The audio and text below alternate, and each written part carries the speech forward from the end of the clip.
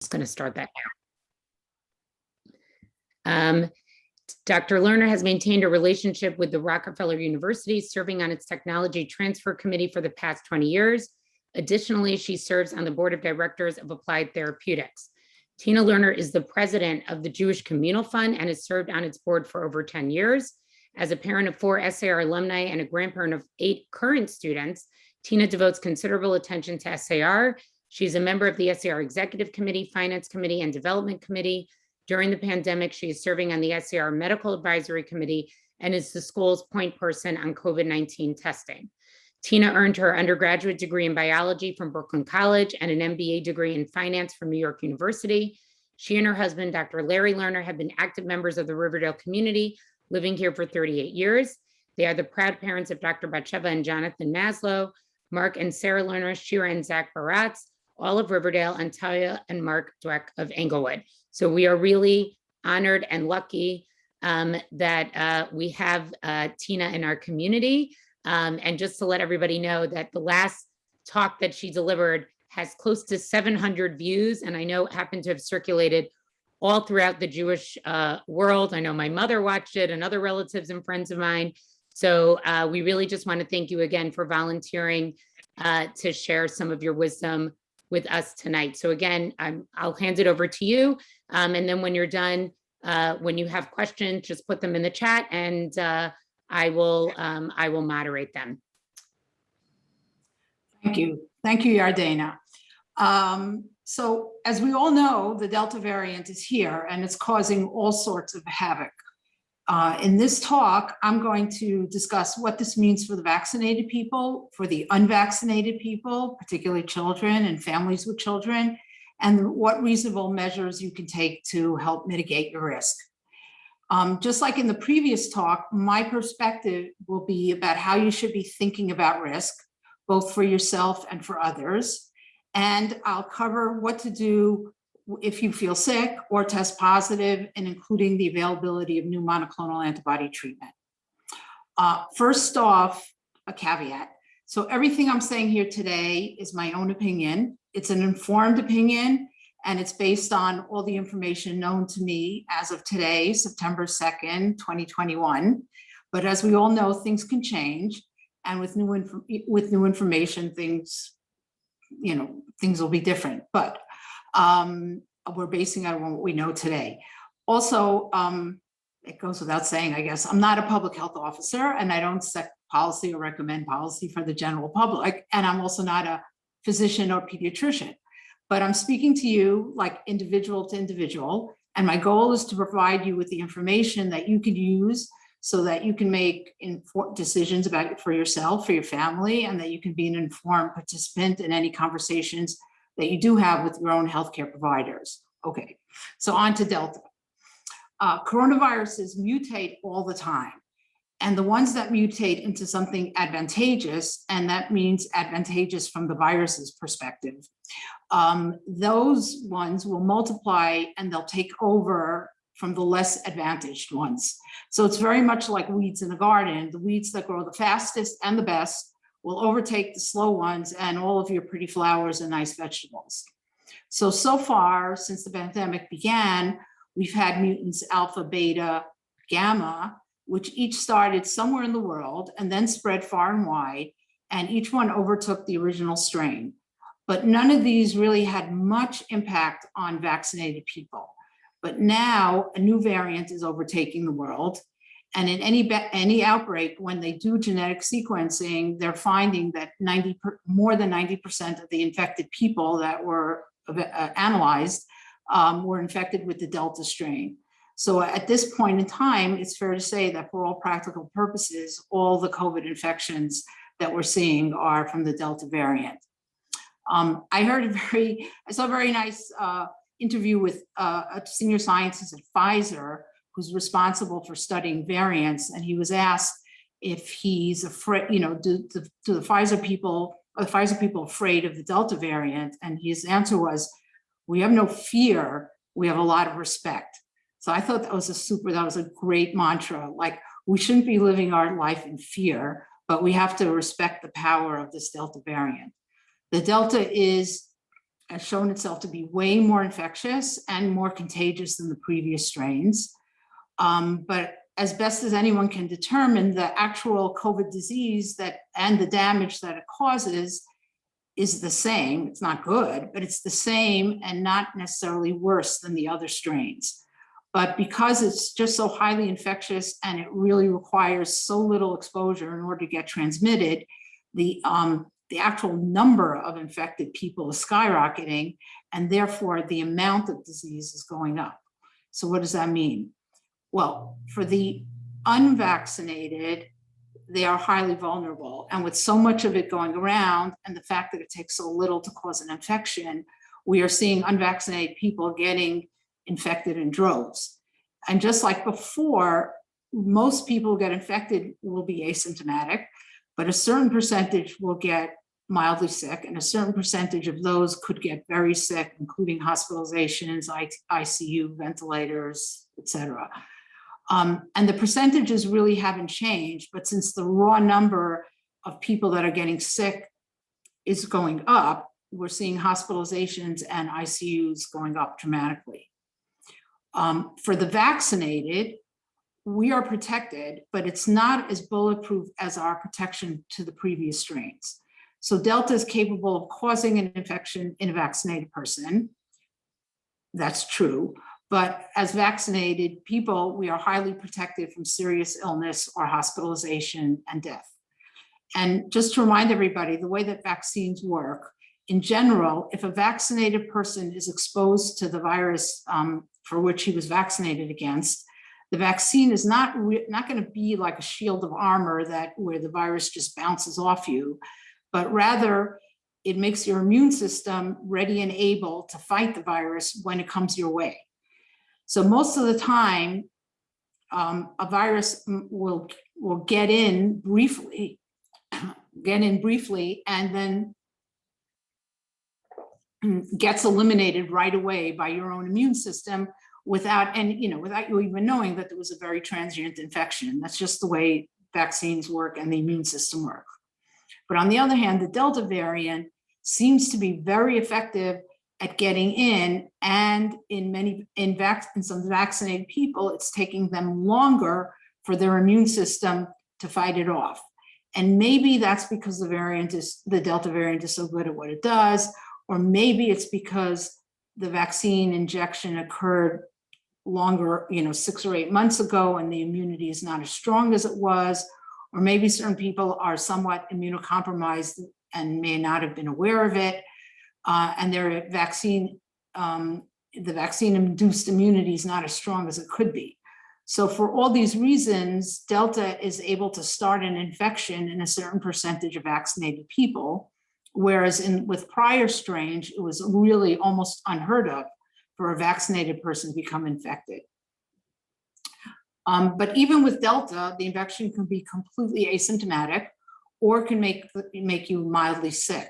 It is extremely rare for a vaccinated person to wind up in the hospital or ICU. The ICUs are filling up here, but they're not filling up with vaccinated people. A vaccinated person may test positive and have absolutely no illness, or may have a mild or an inconsequential course. And how does a vaccinated person get infected? Almost overwhelmingly from an unvaccinated person, and almost overwhelmingly from direct close contact indoors. We are still not hearing really not hearing reports of outbreaks that are due to outdoor contact. And yes, there is some vaccinated to vaccinated transmission, but it is much less common. And it usually requires a real sustained and prolonged exposure, like what would in a family setting. It's really extremely rare for a vaccinated individual to become infected from another unrelated vaccinated individual through just casual or episodic contact. So what does this all mean? For most vaccinated people, quote unquote testing positive is going to be a problem, but it's not the scary thing it was before you got vaccinated. You'll either not get sick or you'll be a little sick and then you'll be okay. But unfortunately, it's going to be a huge nuisance because of quarantines, et cetera. But for an unvaccinated person, it's actually much more serious. The old belief that kids don't get sick, they don't get infected, kids can't infect an adult. All of those things are now wrong, or they're being proven wrong in the case of the Delta variant. So the kids, until they can get vaccinated, are they're vulnerable in this environment. And if they're harboring an infection, even if it's asymptomatic, they can transmit it to an adult, and even in certain cases to a vaccinated adult, particularly if that adult is older and may not have the strongest immune system. The kids themselves will mostly be fine, but we just can't be as blasé about it as we were last year, because there's just so much of it going around. It is some small percentage of kids that get infected could end up in the hospital, which was completely unheard of last year. An unvaccinated adult is a sitting duck and also a danger to everyone else. So it's really not the subject of this talk to discuss whether or not to get a vaccine, but I will just say that adults who are not vaccinated today have done so by choice and are really putting themselves and everyone around them in danger. And really, there's no excuses or medical conditions that would preclude anyone from getting a COVID vaccine. So that's it on that one. Back to yourselves. Now, how would you evaluate your risk, and how could you mitigate it where you can? So if you're vaccinated and you're basically healthy and you're around other vaccinated people, you are in very good shape. Your risk is really de minimis. If you cannot keep away from unvaccinated people, for example, in the family, or other possibly unvaccinated people that you have to interact with, you do what you can to reduce the risk. And the way we think about risk reduction is something called the Swiss cheese approach, very highly technical term. So if you think about a stack of Swiss cheese, each individual slice is full of holes. But when you stack a bunch of pieces together, you get a relatively impenetrable barrier. And the idea is to layer risk reduction strategies one on top of the other, and each one, although it's imperfect, together the layers give you a stronger protection. So the first layer is vaccination. It's the single most effective protection, reduces your risk the most. And then you can add, then there are the other strategies: masking, 3 to 6 feet of distancing, being outdoors, good ventilation and no crowding in the indoor spaces, and COVID testing. All of these are imperfect, but if you layer one or more of these along with vaccination, you're reducing your risk dramatically. Now, if someone is unvaccinated, they're missing the most effective tool in the toolbox, and they really need to employ several or many of these other strategies in order to reduce their own risk. And for the children under 12 who can't be vaccinated at this time, they have to be protected with the masking and the distancing, because they're vulnerable, and we have to protect the vulnerable adults who may interact with children. Other risk reduction strategies have proven not to be very effective. So for example, temperature screening, cleaning surfaces, they don't really reduce the risk at all, and they don't accomplish anything.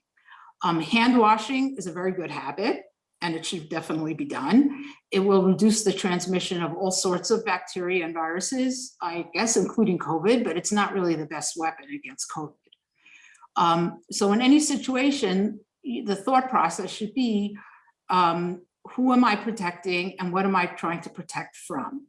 So if it's you yourself, and if you're a vaccinated person, you protect yourself first from staying away from unvaccinated if it's possible. If it's not possible, you evaluate the particular situation. If you have to ride the subways, if you have to work in an environment with unvaccinated or possibly unvaccinated people, if you have to attend something indoors and you don't know or you suspect that a lot of people are not vaccinated, you can employ more of the mitigation strategies, masking, distancing as much as you can, et cetera.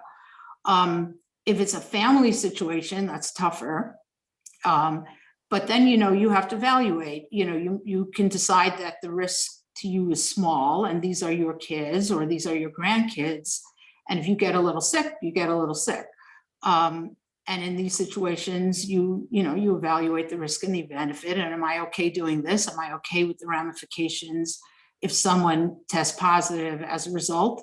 And, if you're not okay, then you should do something about it. But on the other hand, if you're an older person or for whatever reason, you're someone who's at risk and getting quote unquote a little sick is really not an okay option, then you have to be very careful.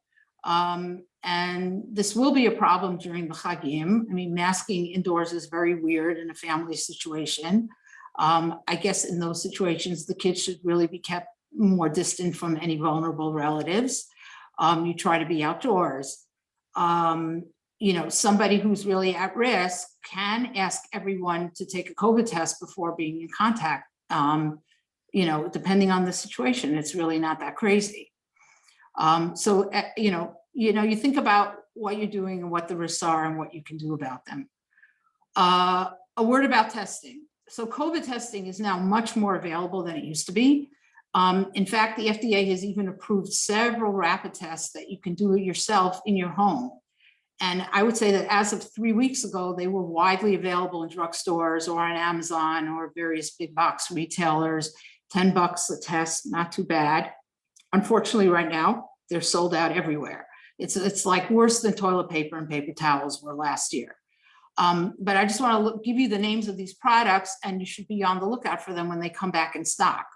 One is called Binax Now, BINAXNOW, Binax Now COVID-19 Antigen Self-Test.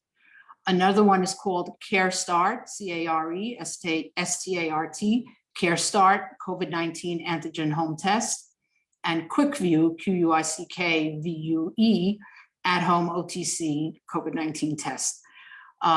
They should be back on shelves at some point, but you can be on the lookout. Also, by the way, if you're a medical professional with a CLIA license, you can buy the doctor office version of these products.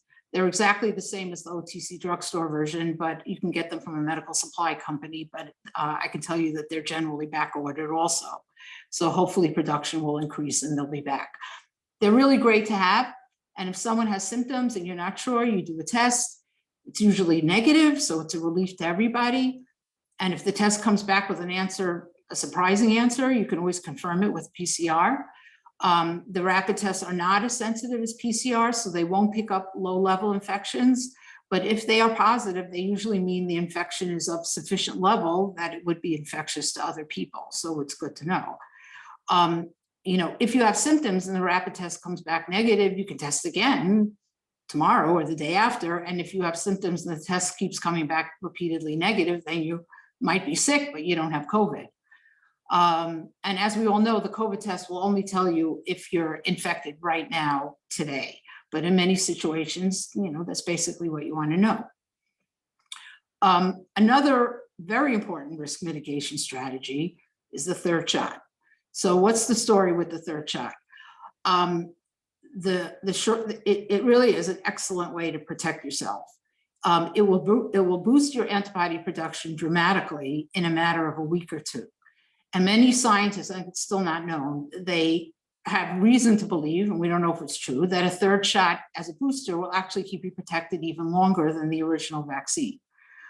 And Delta is hitting us just when the most vulnerable in our population, the healthcare workers and the older people, are 7, 8, 9 months out from their initial vaccination, and it appears that they now have a reduced protection. So even though they're vaccinated, they're particularly susceptible to Delta.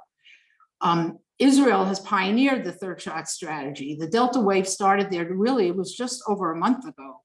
And when it started, Israel was shocked to see that there were vaccinated people ending up in the hospital. And it turns out these were overwhelmingly older and usually with other medical problems. So Israel became very aggressive about administering third shots initially to everyone older than 60 who received their vaccination more than 6 months ago, but now they've extended it to everybody over 30 who received their vaccination more than 5 months ago. And it's early days, but Israel is finally starting to see their hospitalizations and serious cases level off, and they're expecting those numbers to start to go down. So that's something we're going to watch very carefully. Here in the US, the Delta wave came on so quickly, I think, that the CDC and the FDA really didn't have their act together and were not really aggressive about developing a strategy or researching a strategy for third shots. The other problem, which is very unfortunate, we now have some bureaucratic infighting between the CDC, the FDA, and the White House in terms of who should be in charge of making the decisions on the third shots. So right now, the CDC is recommending a third shot only for immunocompromised people. And these would be people who have an impaired immune system or are taking drugs that depress their immune system. If you go to a vaccine site and ask for a third shot, most of them will ask you to self-certify that you are immune compromised. For the rest of the population, the White House has announced that third shots will be available starting September 20th for anyone who's 8 months past their last vaccine injection. And there's also talk that that may change to 6 months instead of 8 months. In the meantime, as I said, there's bickering between the CDC and the FDA, who are accusing the White House of jumping the gun and making a decision without proper review. So what do we do about that? So I'm going to go rogue here. If you feel vulnerable, you should consider getting a third shot as soon as possible, especially for anybody who's over 70 or has medical conditions. There's really nothing magical about September 20th that's different than today. The Delta virus is spreading like crazy, and sometimes you really just have to take action yourself. Many pharmacies and vaccine sites aren't asking to self-certify as immune compromised. You can try to find out which they are. But I know that if you show up without providing any evidence of prior vaccination, any vaccine site will treat you like you're getting your first shot and no questions will be asked. I should say they're going to set up an appointment for a second shot and they're going to call you many times to remind you. So please don't get a fourth shot because there's literally no support for that. You may not have 3 shots listed on one CDC card because right now it's not approved, so they won't do it. If that really matters to you to have 3 shots listed on one card, then wait until September 20th. But for the most vulnerable among us, I would recommend getting that third shot as soon as possible. Given where we are today, it's not going to help you for Rosh Hashanah, which is a few days away, but if you do, you'll have amazing immunity in time for Sukkot. Some questions about the third shots. What's the difference between a third shot and a booster? Right now, they're one and the same. Maybe down the road, there's going to be a new improved second generation, third generation booster vaccine. But for right now, for the foreseeable future, the booster, quote unquote, is just another dose of the same as you got on your first or second dose. Another question people ask, can you mix and match? The answer is yes. The official recommendation is to repeat with the same vaccine you got the first time, but it truly doesn't matter. Other countries have been mixing and matching for a while and no particular issues have arisen. Pfizer after Moderna, Moderna after Pfizer, either Pfizer or Moderna after J&J, Pfizer or Moderna after AstraZeneca, it's all good. Some scientists think that switching is better. I mean, I don't know. I think it's all the same.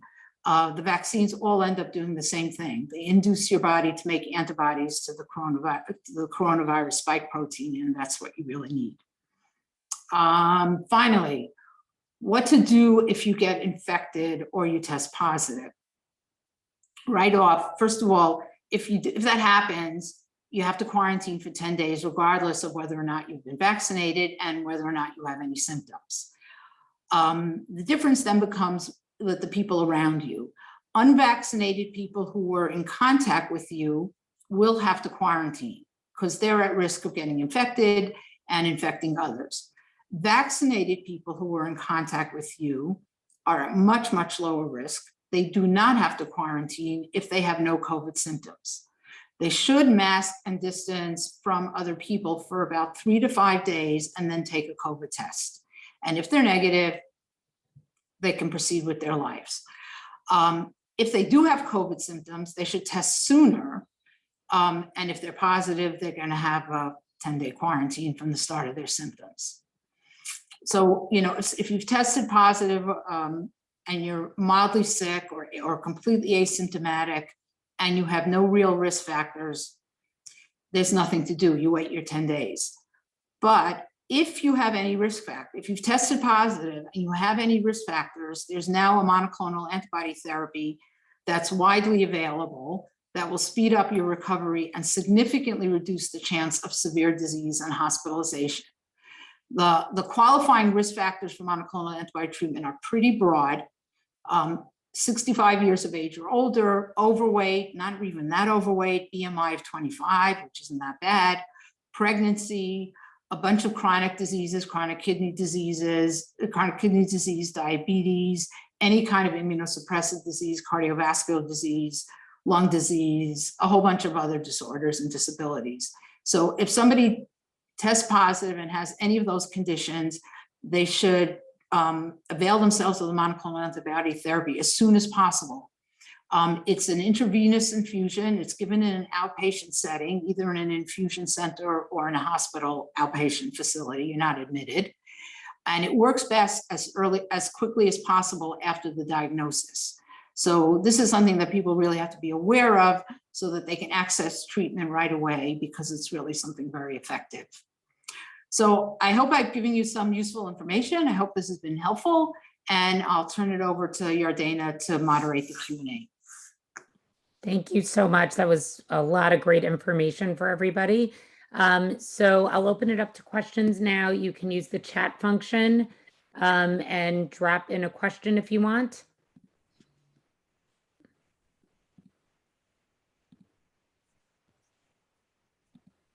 Anybody have any questions?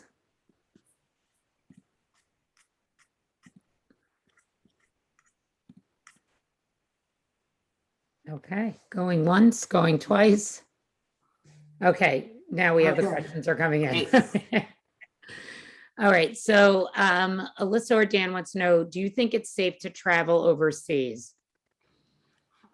Interesting question. I think you have to, it's, okay, first, you know, to let everyone know, I've just traveled overseas 3 times this summer. And I would say, number one, it's very, you know, if I knew what it would be like, I might not have done it or not have done it as much. It's very, very stressful because, well, first of all, like every country has its own rules, and it's just stressful making sure you're compliant with everything before you go. The airports are crazy, everybody is grumpy, and all of that. And then the biggest issue is, you know, you have to have COVID tests before you come back to the United States. And if that test is positive, whether it's a false positive or whether it's a real positive and you're asymptomatic and you're feeling fine, it doesn't really matter. If that test is positive, you're stuck wherever you are for 2 weeks. So again, like in the same spirit of risk evaluation, you just have to take that all into consideration in you know, deciding to go. I think, you know, actually, I was just in Europe, and it seems that they're really, at least seems to be very compliant there. All venues check vaccination, restaurants check vaccination, places weren't crowded. So, you know, the trips can be very safe, and you know, but it's difficult to control, and, you know, you have the chance of testing positive and having a hard time coming back. Okay, thank you. What risk is there? Shirley wants to know, what risk is there in being around unvaccinated people who had corona and claim they have or say they have antibodies? Well, I think the people have who say they have antibodies or who had COVID like last year. I mean, they're in the same situation as the people who got vaccinated in December or January. You know, it does wear off.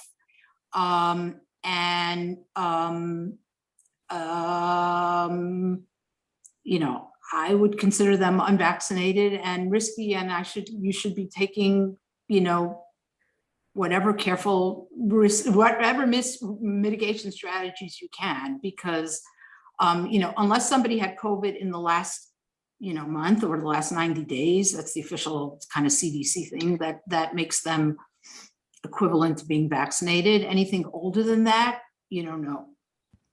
I'm going to add here. Oh, as and you're a the pediatrician, physician. right? Yeah, Go no, ahead. I would agree with you. I think people who say they're not getting vaccinated because they had COVID, not talking about the 90-day issue after an infection, I think you have to treat them as unvaccinated. And unfortunately, that's being used as an excuse to delay vaccination. Naomi wants to know, can you be reinfected after COVID post-vaccine? You mean if you had COVID and you had a vaccine, can you be infected after that? If that's the question, Yes. all the data that's showing that the people who had let's say a natural infection and then followed by a vaccine have really extraordinary high levels of antibodies. They have actually superior immunity to everybody else, to either COVID alone or vaccine alone.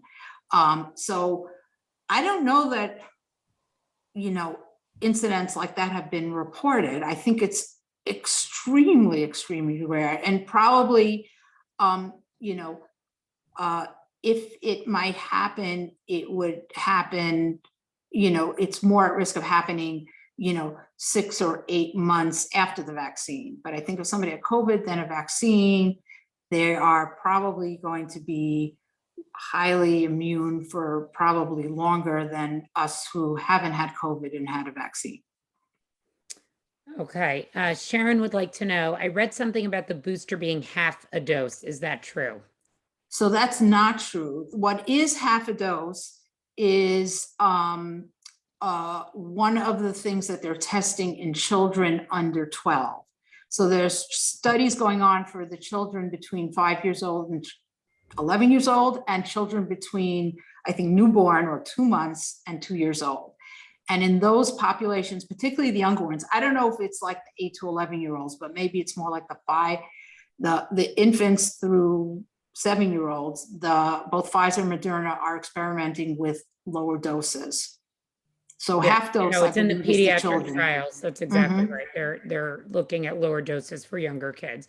But the flu shot was like that also at some point. There was a different dose for children for some of the flu shots. So that's not uncommon to happen. Larry Coburn wants to know, great question. How should we coordinate the flu shot with these vaccines? Yeah, for this winter, people really should be vaccinated for both. You don't want the flu, you don't want COVID.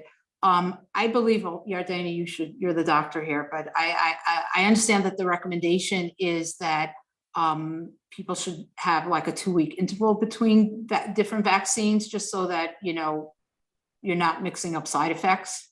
Yes, you don't give them together. You do need to space them out a little bit. But certainly both are recommended. Yes, both are recommended. Everybody should get both this year. Yes, absolutely.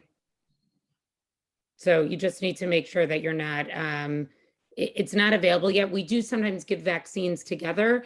I think it's just a matter of that there isn't enough data about whether or not you can give with the COVID vaccine. So the recommendation now is to space them out a few weeks apart. Rissy would like to know, thank you. Does the third dose booster kick in after 14 days, similar to being fully vaccinated, the 14 days post second dose? I think what they're seeing in Israel is that they're seeing high levels of antibodies in like the 7 to 14 days. So I don't know whether, you know, they have an official declaration of when somebody is considered boosted.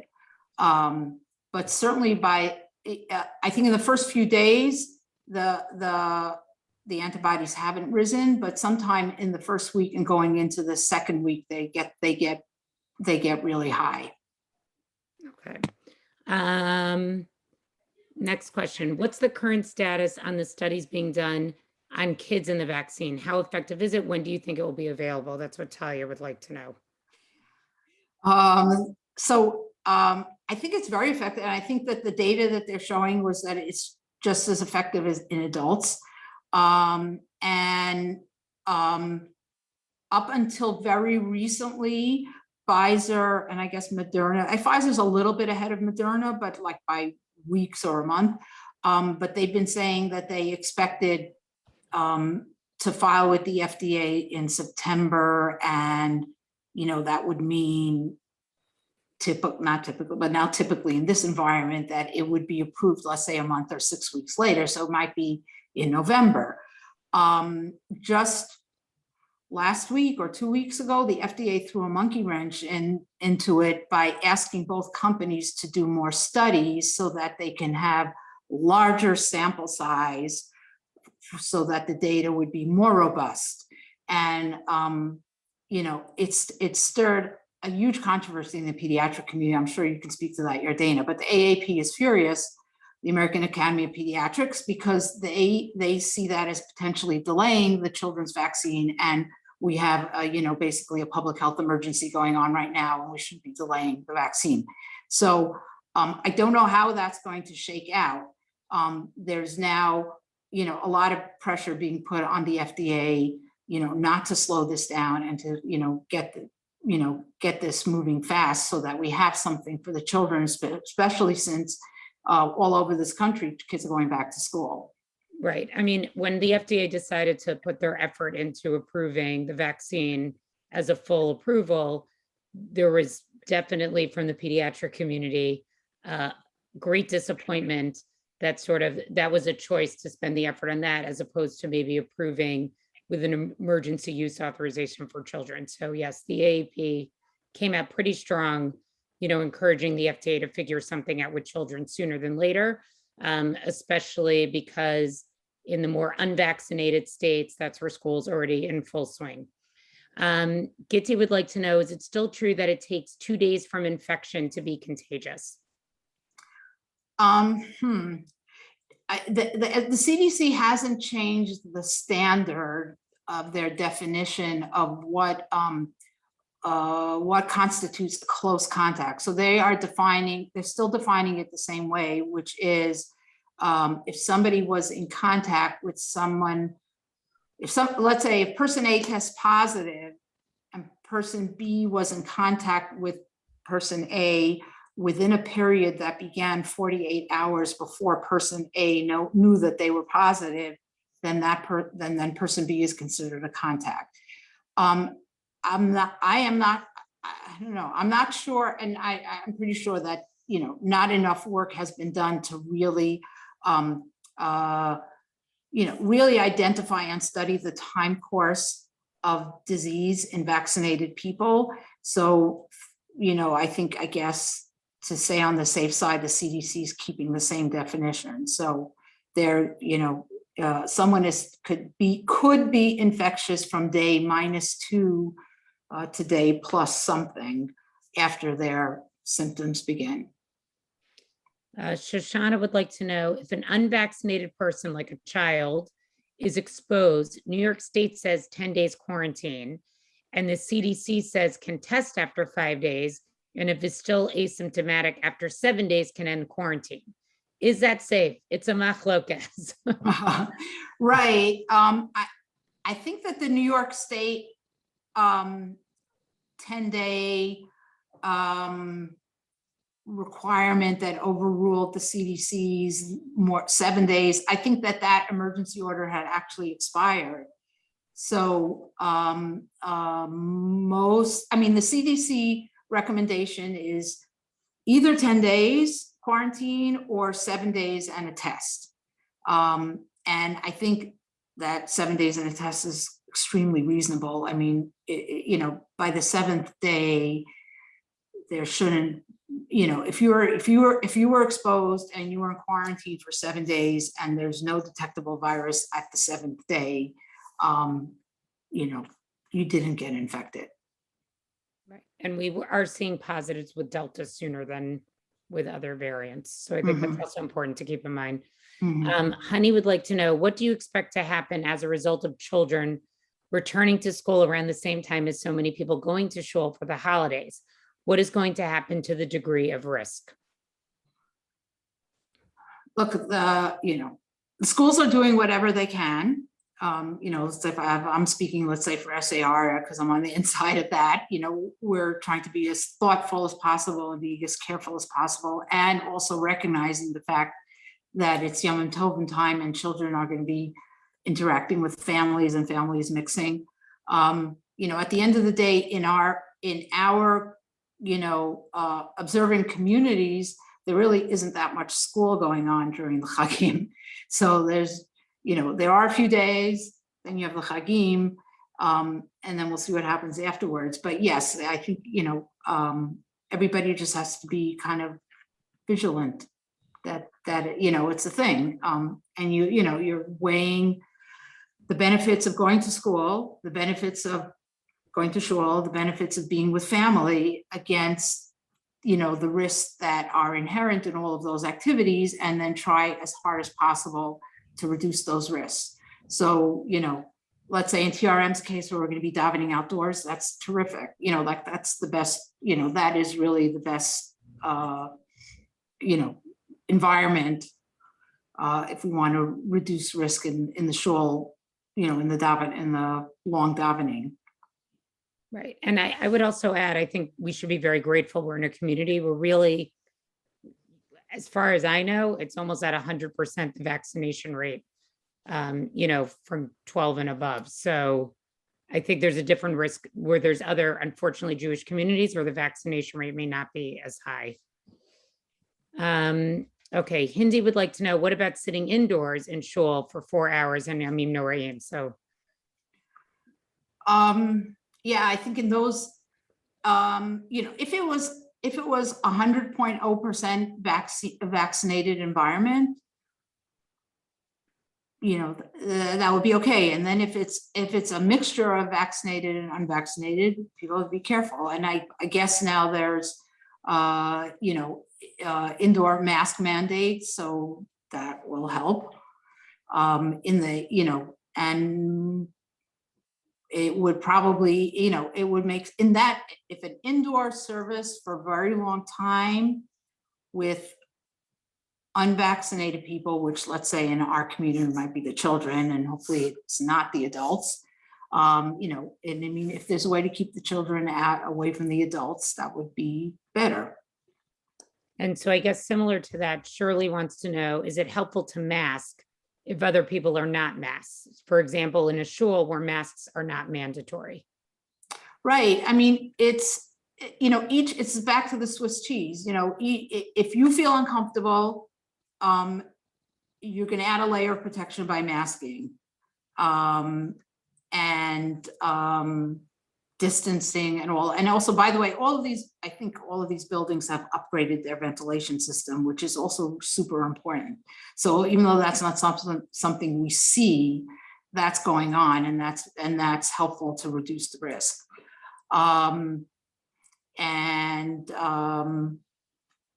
Again, it's the other vaccinated people who are not wearing masks are not really a risk.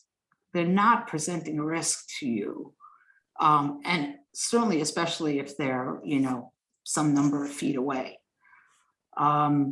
Really, the risk would be, unvaccinated people who are unmasked in an indoor environment. Nadia would like to know, how long after the second shot is it wise to get the third vaccine? 6 months? What's the recommendation going to be on that? I think in the US, like, the White House announced 8 months. I believe that Pfizer just submitted an application for booster shot where they're recommending 6 months. And there's supposed to be an FDA meeting to decide that on, like, I don't know, September 18th, some number of days before the September 20th date that the White House threw out. So I guess whenever that meeting is held, at the end of that day, there will probably be a decision about whether it's 6 months or 8 months. And, you know, as I said before, in Israel, they rolled it back even to 5 months. Yeah, I was just going to say that Israel just rolled it back to 5. And they've opened it to everybody. Mhm. Harriet wants to know, unfortunately, she has a funeral to go to tomorrow. If she's masking indoors with, if she's going to be indoors with people wearing masks who may be 7 months out from their vaccine, how safe is that? You know, I think it's okay. And these people were vaccinated. It's not that when you're 7 months out, you're automatically going to get COVID. It just means that when you're 7 months out, you're at a higher risk of getting COVID from an unvaccinated person. So those other people in attendance who are vaccinated, but were vaccinated in January, you know, it's not like being in a crowded indoor space full of unvaccinated people at all.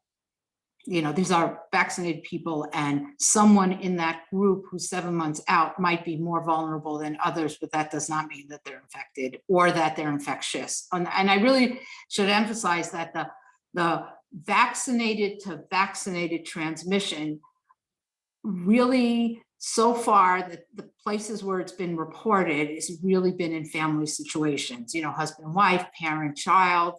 So that's like a sustained, continued exposure over a period of time. I don't think, it's certainly not been reported a lot, that random vaccinated to vaccinated transmission from, you know, being within 6 feet of somebody for, you know, 15 minutes or even an hour, that's really happening.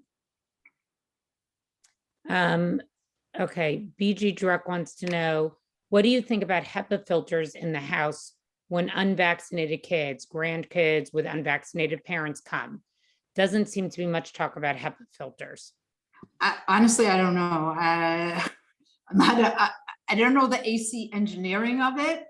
The goal when they did it in public places and in shuls and schools was to achieve a certain level of how many microns per unit of time, well, how many microns could pass through the filter and over what period of time, and there's certain standards and all of that, and then the buildings complied with that. So I don't know how that works in a home. Talia wants to know, it seems that vaccinated people are making personal choices about whether or not to mask. Unless I'm mistaken, New York isn't requiring it masking for vaccinated individuals. Is it still best practice to mask, or only if you're with unvaccinated individuals? So I guess the question is, if vaccinated people are together, should they be masking, or is it just a choice at this point? Or is it something you should just be, if you're vaccinated, should you be masked if you know you're with someone unvaccinated? Yeah, so I would say that if you're vaccinated and you're with vaccinated people, you know, you're, like I said, I think the risk is de minimis, and I think it's fine to be unmasked and carry on normally. If you're vaccinated and you're in the presence of an unvaccinated person or people, you know, then you might want to choose to mask to protect, to at least add that one level of protection for yourself. Marty commented, I live in an area that has a high transmission of Delta variant. Can I eat in a restaurant or should I eat outdoors? I'm vaccinated. Well, you know, so if the restaurant is, you know, and now restaurants are going to be checking. So if the restaurant's checking and you think that they're checking reliably, then it feels safer to be inside the restaurant. You know, actually, I'm going to backtrack to the last question about if you're vaccinated, can you be in the presence of an unvaccinated person on mask? It really is a personal choice, you know, like, you know, are you going to be in the presence of your kids or your, you know, nieces and nephews or family members who aren't vaccinated? You know, you're going to make that choice. So the same, if you're in the presence of an unvaccinated adult, you should make that choice. But, you may decide that being in the presence of this unvaccinated adult is a higher risk than being in the presence of an unvaccinated child, or that the risk benefit doesn't really make sense, and then you want to protect yourself more. I guess it's a personal decision. Back to the restaurant again. Like really, I don't want to give the impression that everybody who, everyone who's vaccinated is, supremely vulnerable to be stricken with Delta as soon as they walk into a restaurant. That's not true. It's still, it's still a very low percentage, and and obviously getting sick is an even lower, getting sick or seriously sick is an even lower percentage of that. But if you, if you don't want that to happen at all, if you want to take the position that I want, to take zero risk on this, and you have the option to eat outdoors, and you can eat outdoors, you can wear a mask in the restaurant. But anyway, hopefully the restaurants will be checking so that you can feel more comfortable that it's either a fully vaccinated or mostly vaccinated environment in there. Okay, Nicole wants to know, given what we're seeing in Israel with waning immunity, should people who are vaccinated very early now be considered more like unvaccinated? If you mean that for yourself, like if you're saying, if I was vaccinated very early on, should I consider myself vulnerable? I think that, especially it's a combination of age and risk factors. So if someone was vaccinated early on and is older and or is not so old but has some other complications or whatever, then they're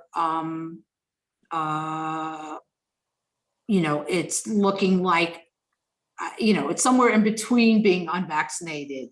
It's just not as effective. And that's why, certainly in Israel, there was the urgency for the third dose. And then eventually here, hopefully there'll be an urgency for a third dose. Okay.